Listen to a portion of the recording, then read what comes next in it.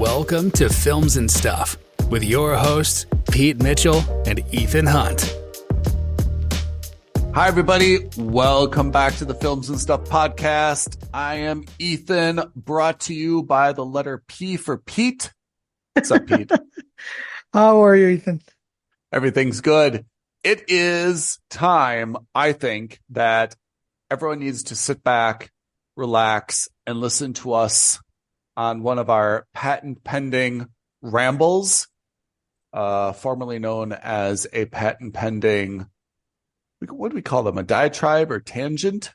But I think we've been using rambles lately where we just talk about a bunch of stuff that we're watching and give our opinions. I love it. So what are we talking about today? Let's start with the world of cinema, because you have seen what was supposed to be your number 2 movie this summer. that I'm not going to let you down. As our listeners know, Pete and I chose what we thought were going to be the top 10 movies of summer. Pete went out on a little bit of a limb, chose Garfield as number 2. He was temporarily possessed by Garfield and lasagna. By Garfield. You've seen the orange cat and his sidekick. What's his sidekick? Opie or Odie? Odie, yeah. Odie. Tell me, how was the Garfield movie?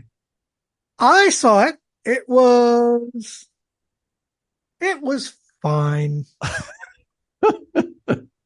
It was okay. I mean, look, Okay. which is to say it was a skip.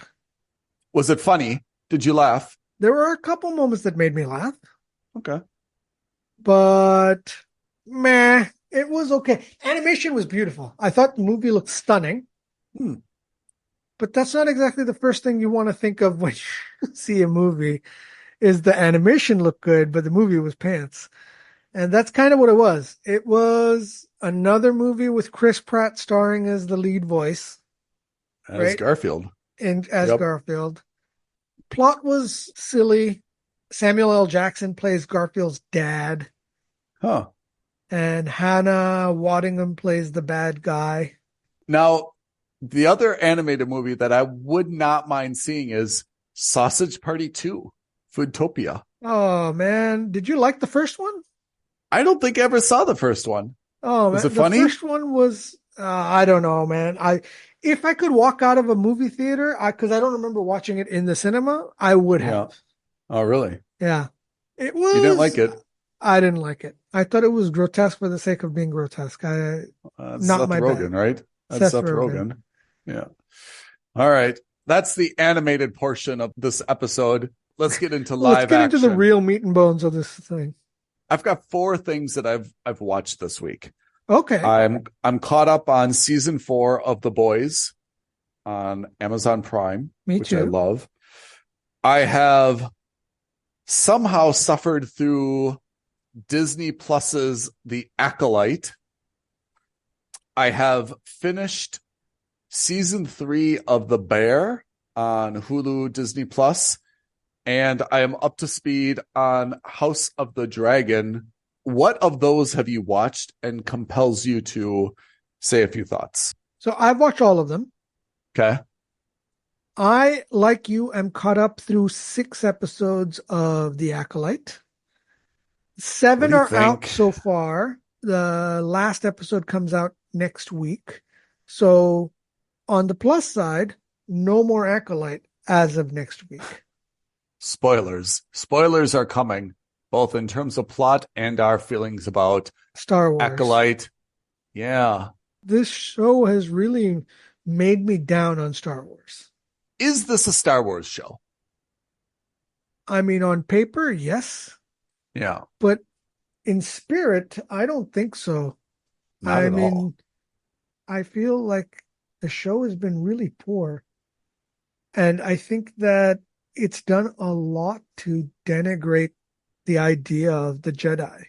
It's kind of made the Jedi appear bureaucratic, bumbling, and not terribly skilled, and not even really like morally superior. And it's kind of made the Sith seem more interesting and in some ways sympathetic, right?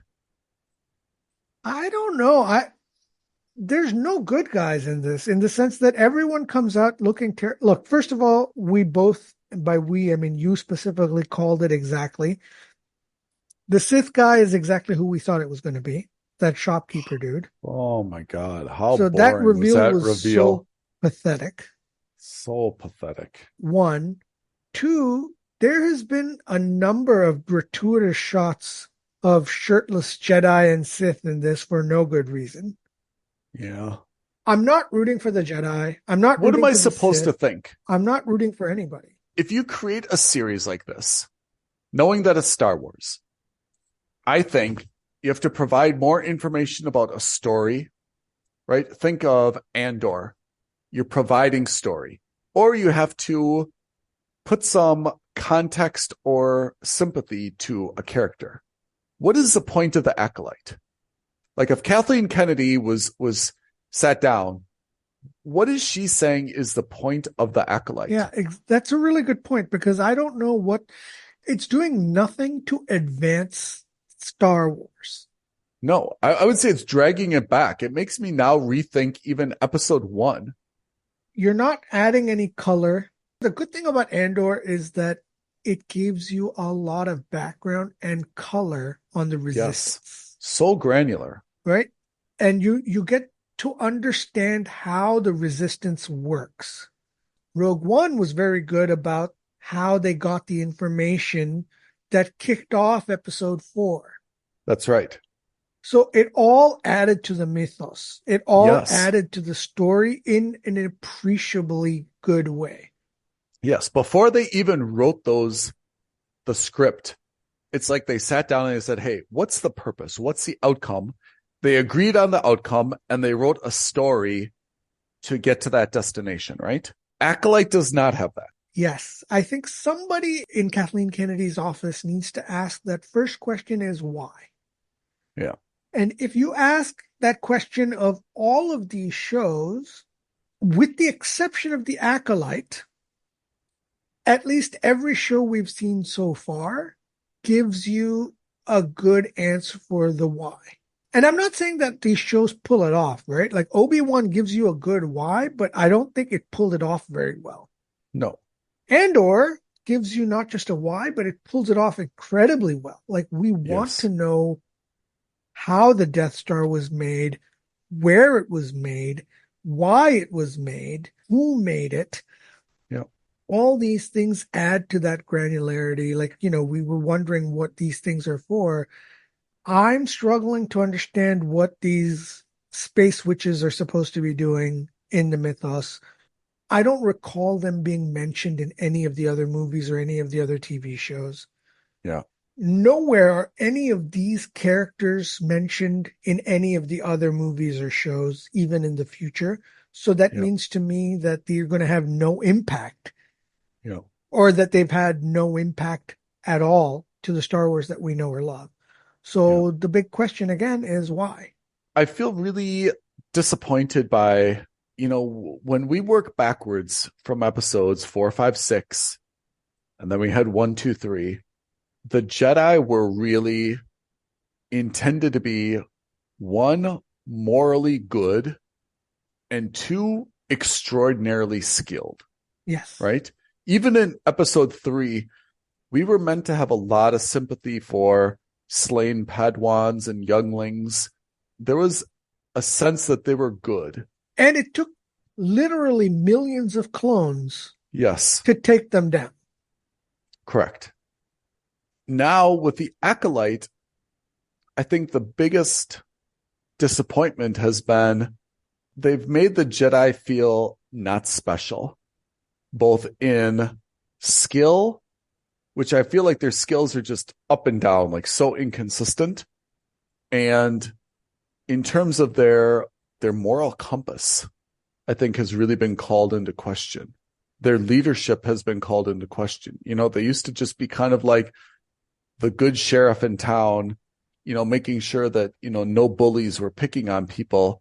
And now we see them a little bit more as this like shadow government bureaucracy.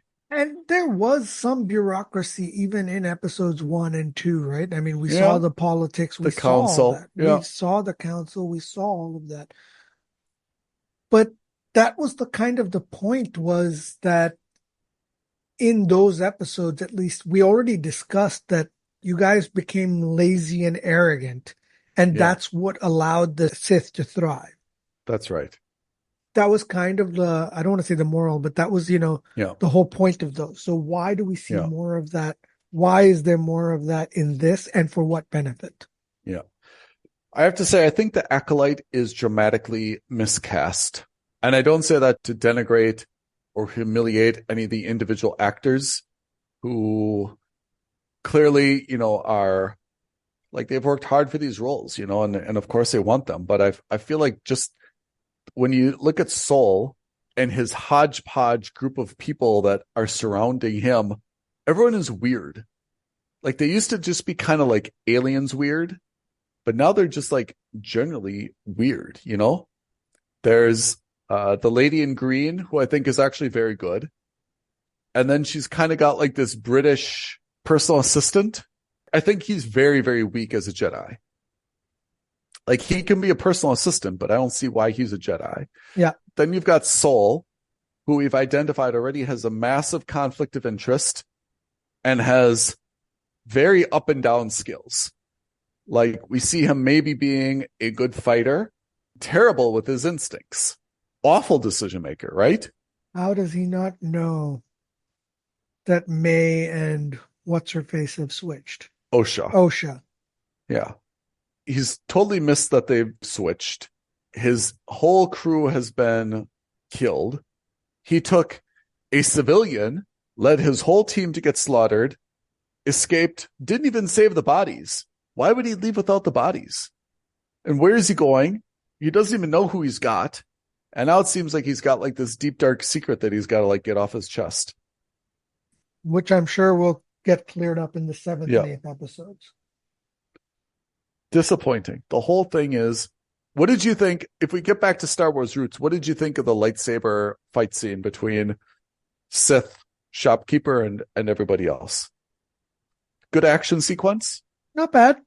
Yeah, I agree. Still disappointing that he was able to force push all of them. Yeah. I don't know. I just was hoping for more of an even fight, considering how vastly outnumbered they were. I don't know. I just thought it was. I mean, again, it makes the either Sith is like extraordinarily powerful, right? And we see the evolution, and then he's kind of like one of one. Or we see that the Jedi are just not even special. They're just a random hodgepodge group of people that have some type of military training, right? I guess we'll see next week, because I haven't watched the 7th episode. I will watch the 7th and 8th back to back, just kind of knock it out and finish it off. But the bigger issue is you and I are both kind of to negative on the Acolyte, and that's not good. That's really bad. I don't think I could get my brother to watch this. I don't think I could get my sister to watch this. I don't think they're invested enough in Star Wars. And unlike Mandalorian and the cuteness of Baby Yoda, I don't see that there's any point of why they would watch this. There's nothing redeeming. No, there's nothing redeeming about this. They don't like the characters. They don't know the story. It's just a sci-fi journey is what it is at the end of the day. And not even a good one. Not even a good one. All right, enough about Acolyte. What do you want to hit next? If we're going in alphabetical order, Bear comes before Boys. What did you think of The Bear, now that you've watched it? I mean, The Bear is absolutely a work of art. Yeah. Whether or not it is your style of work of art, you absolutely have to say, unlike The Acolyte, the creators of The Bear sat down and said, this is the message we want to do.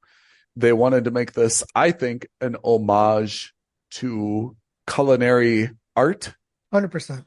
Even though I don't recognize a lot of these celebrity chefs, you can tell that these are real people.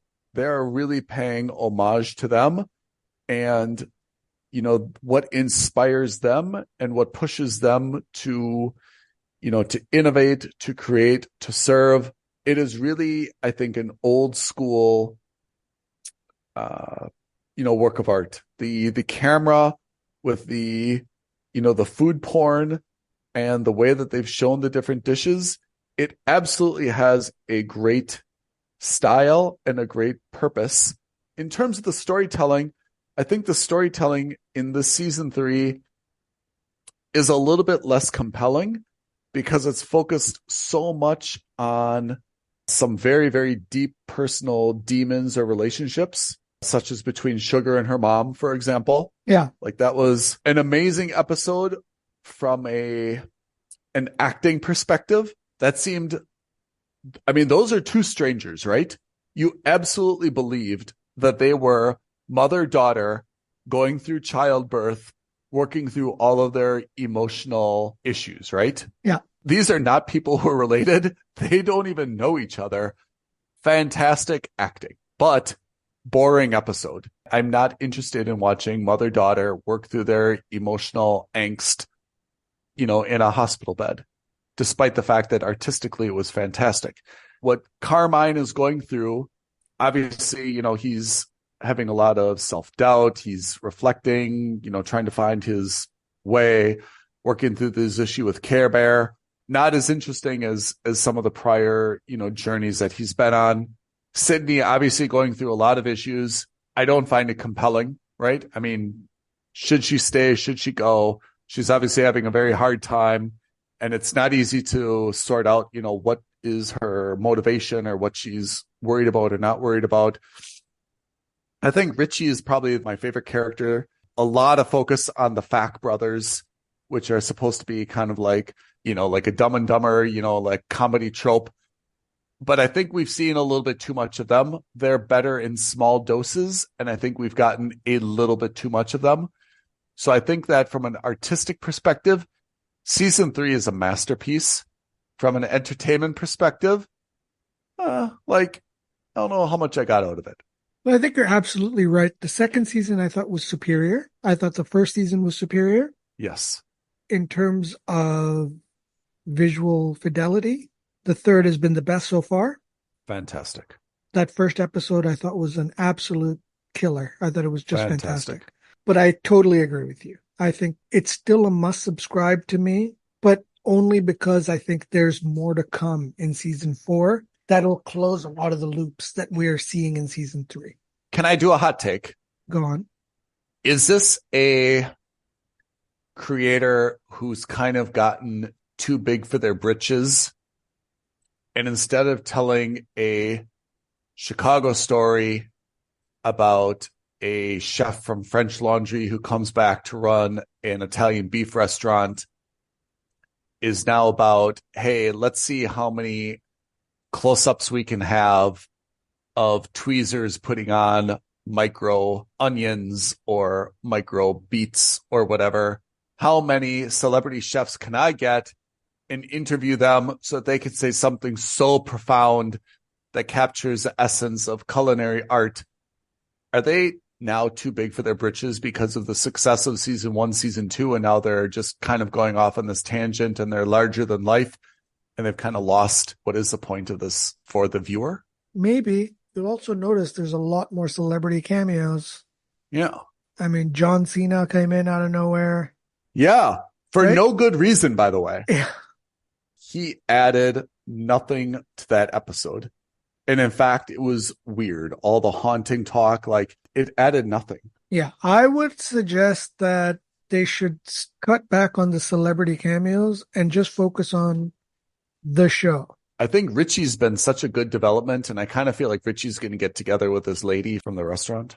Anyway, I love the bear, but I guess I want to see more of a journey. That season 1 was a journey to Carmine getting into the Italian beef restaurant, and it all culminated at the end where you open the cans and actually they have money, right? Yeah. Season 2 culminated. The journey was, hey, we've got to open up this restaurant. Season 3 should have been more about, we've got to get this right.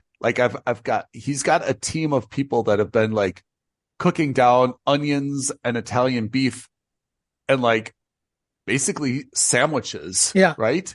And he's got to get them to, it should have been a little bit more about like him getting people to the level that they needed to be, getting the menu right, and him trying to find his voice in terms of, look, everything can't be like this micro cabbage and like little things. I want to make something that's a little bit more like Chicago, a little bit of like elegant spin on the bear. And it would have been fun for him to kind of like find his voice, but he's just gone straight back into like the French ultra. Laundry.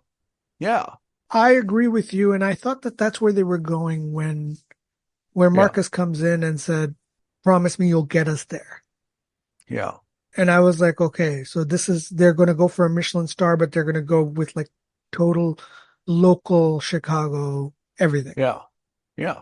Like, that one episode we saw in season 2 where Richie was working at that Olivia Colman restaurant and like they did like this thing with like deep dish pizza, right? Like I thought it was going to be something like that where he's going to say, look, I worked at French Laundry. I worked at all these great places that tore me up inside. I'm not looking to do this with the tweezers. I've done that already. I've got my star. I want to create something that's mine. I want to do it something that's, homage to my brother, Mikey, what he started. And he was going to do like some type of like Michelin star Italian beef, and he was going to like do his spin on it. And he was trying to find like that balance. That would have been more interesting to me. But honestly, all they did was they switched into food porn. Everything's like on these small little plates with like, apricot reductions or cherry reductions. And I think it's just kind of like jumped the shark in terms of, where I thought it was going to go. That being said, still love the bear. Can't say love the season, Yeah. Still super compelling to watch, but for different reasons. Yeah. Yeah. And I think you're right. I think they've drilled down into the wrong aspect of the bear that made us all love it. Don't get me wrong. I love seeing all the food stuff too, but save that for 1 or 2 episodes in a flashback. Yeah. And we kind of got that, right? Like when he did that with Will Poulter in Copenhagen. Yes. When he was in New York, we saw all that in the past. Yes. Let's leave it there.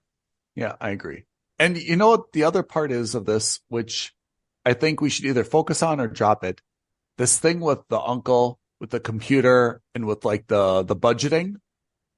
Either I'd like to really get into that and show how complicated it is to have a profitable restaurant and show all the challenges they have sourcing foods, or leave it out entirely. Yeah. Because just like every episode, like bitching about like cost and stuff is not really that enjoyable anymore. Yeah.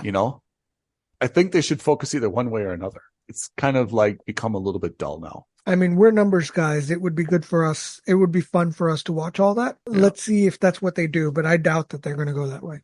Yeah. Okay. That's the bear. Next up is season 4 of The Boys. Everyone's favorite superheroes. Yeah. How do we say it? Our great theory was that Sister Sage was going to kind of stage a coup, and she was going to be kind of like trying to, I guess, overcome Homelander's leadership and power, right? And now Sister Sage is out. Well, is she though? Is she though? I suspect what's going to happen now is the boys are going to try to recruit her. I think the same thing. Because now that she's out, she's not in the good graces anymore, and Firecracker is, for very gross reasons. So gross, it's amazing though, right? Yeah. I mean, God bless Firecracker and those writers. I'm enjoying the show, but I think it's a little too on the nose a little bit. It's definitely veered into a political place. And not just a political place, but more specifically, like very much an American political, this is what's wrong with America in 2024 place. Yeah. I mean, this is kind of the evolution, and maybe it's not so supposed to be surprising because there's not that much more you can do with the storylines, especially now that we know that Homelander is kind of like all powerful, right? But yeah. I mean, it's definitely gone into this political place. We've talked about, no matter how you feel about the issues, it's not really where you want to go to like consume these issues, right? Abortion by Starlight, Homelander's son, doing the, rat out your parents if they're, not good Americans and all this other stuff, irrespective of your position on them. It's just a little bit uncomfortable in a show like this. It's not adding anything. The Victoria Newman angle, I guess, is a little bit interesting, right? Where she's kind of trying to stage a coup. And I think that's the better angle, which is humans versus soups, which gets us back into that. This is kind of like Secret Invasion, right? Yeah. I mean, it should be more of the soups versus humans. That I think is the better angle and more interesting than just kind of like this massive politically inspired, divisive power grab by Homelander. Yeah. And honestly, what's really annoying about this whole thing is that Homelander is all powerful. He could just end this. I don't know why he just doesn't like laser all these guys. He doesn't care about killing people at all. I mean, we've seen him now being very openly vindictive. Why doesn't he just go get Mother's Milk and Huey and whatever the other dude's name is, right? That's kind of what they were trying to do in that last episode. Where they just sent like the deep and Noir. I mean, they sent the wrong people, but still. Yeah, they definitely sent the wrong people. I mean, the deep is, so he killed his girlfriend. That was brutal. Hard Yeah, to watch. also kind of funny, but also brutal. It was funny because he did it for Sister Sage. And then like immediately after he does it, he finds out the Sister Sage is also seeing Black Noir. And even to make it worse, she doesn't need the lobotomy to do it. Yeah.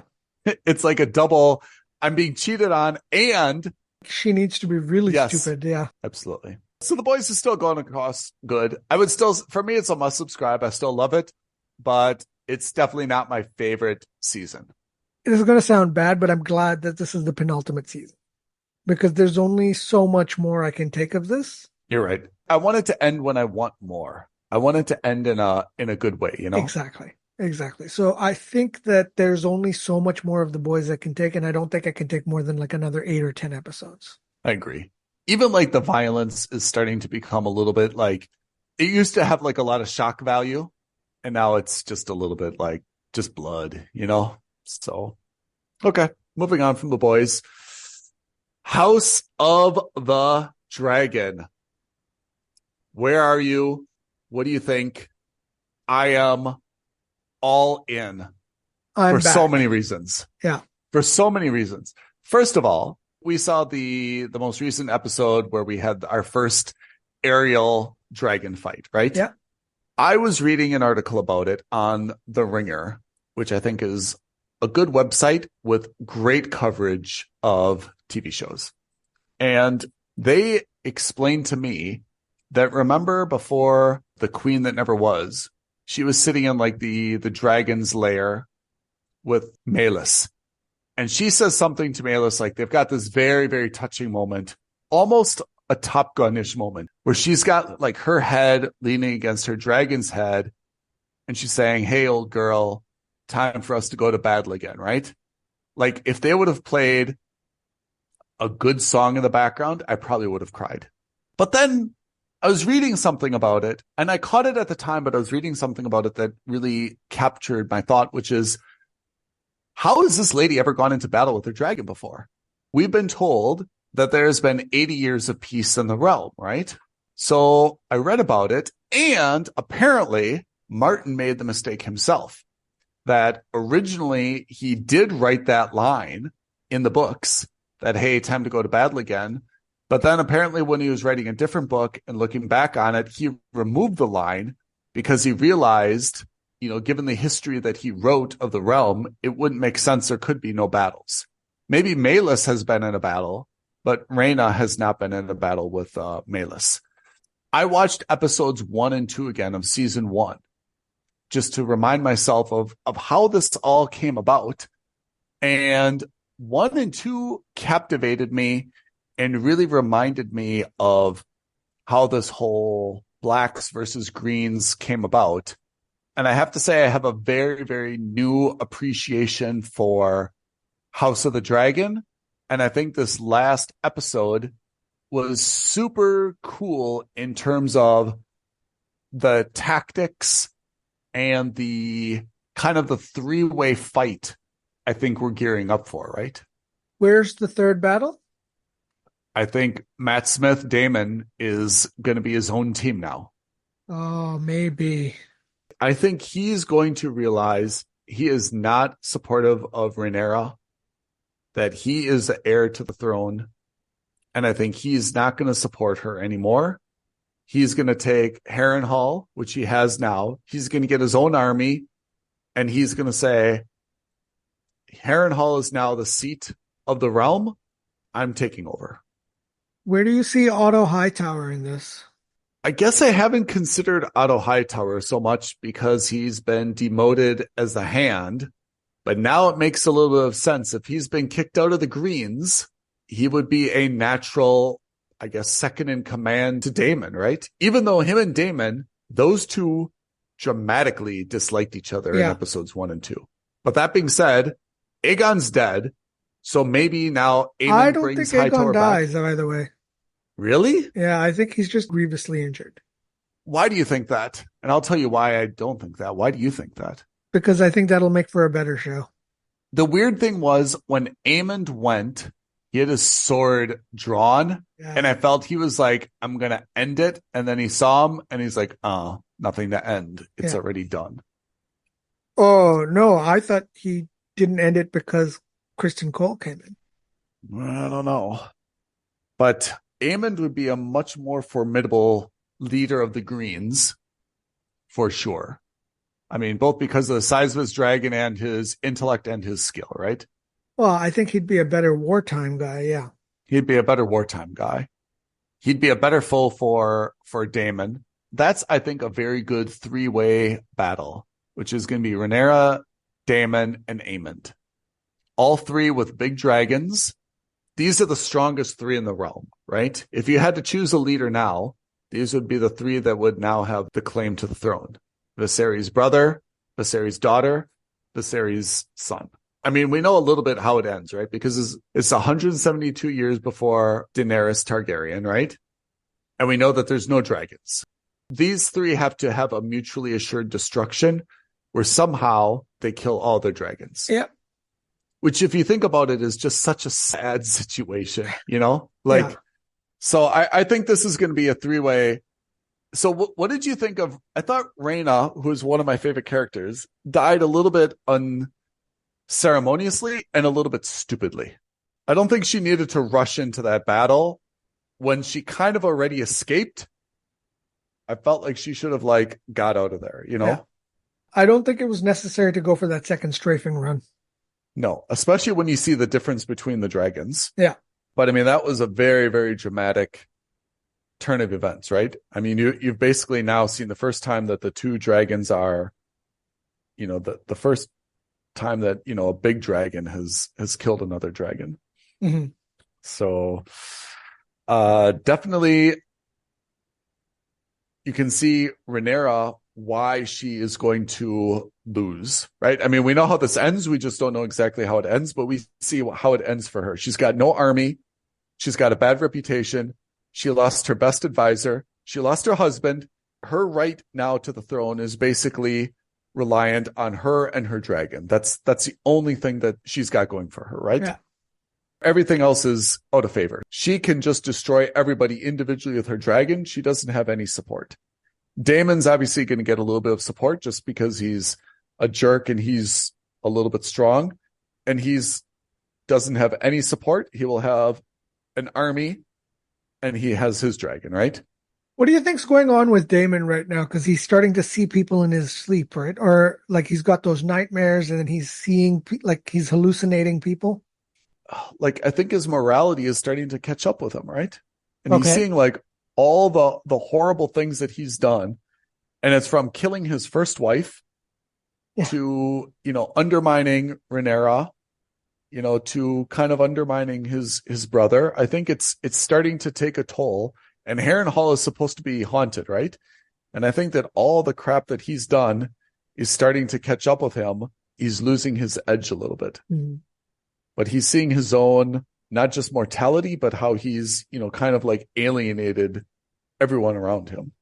And he has, right? I mean, he killed his first wife. Second wife died. Viserys, he, you know, has no relationship with her whatsoever. Rhaenyra is out. He doesn't have any relationship with his kids. I mean, I think we're seeing just how lonely he is. And I think that's going to lead to like a lot of desperation and a lot of like very, very aggressive actions by him. Things are not great for the Greens. I think they've still lost their king. Aemond will be a much stronger king, and he has one dragon. And, Kristen Cole seems still able. And, he's still got his mom, Alicent, who's got things under control. But I think the Greens are definitely in the strongest position right now. I don't know how this drags on for 3 more seasons. That's a very good question. There may just be a stalemate where Daemon has Harrenhal, Rhaenyra stays in her corner, and Aemond now starts to govern, right? And Otto Hightower manipulates everybody against everybody. But I agree, it's supposed to be 3 more seasons. I heard it was either 4 or 5 seasons in total, and I don't know how they're going to stretch it out. I think I've repeatedly said this. Season 1 went too fast. Yeah. I think they can maybe do 1 more season. I mean, they're in the thick of it now already. This was a dramatic battle. We lost 2 dragons and potentially a king. The way I saw that episode end, I thought Aegon died. Interesting, because I didn't. But what we did see was we saw for the first time, maybe not the first time, but we saw a lot of dislike between those 2 brothers. Yeah. Mostly Aemond, who dramatically disliked his. Yeah. And usually we haven't seen that, right? I mean, if you look at the distinction between Viserys and Daemon, Viserys was more measured. Daemon was much more aggressive, but Viserys was still very competent, right? And not a partier, whereas Daemon was more of a partier. And here you see the difference.